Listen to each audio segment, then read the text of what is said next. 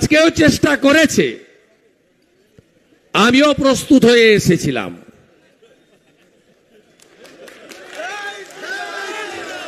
খাগড়াবাড়িতে জেহাদিরা আমাকে গাড়ি ভাঙলো, আর বারাসাতে চেষ্টা করেছিল, এমন সাইজ করে দিয়েছে বিজেপির কর্মীরা, তারপর থেকে আর নাম ধরে না রাস্তায় বেরোনোর। এদের জন্য যা ওষুধ দরকার দিতে হবে।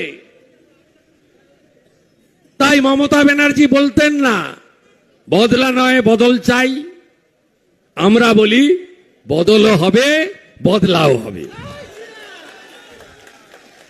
গুনে গুনে বদলা নেব আমরা।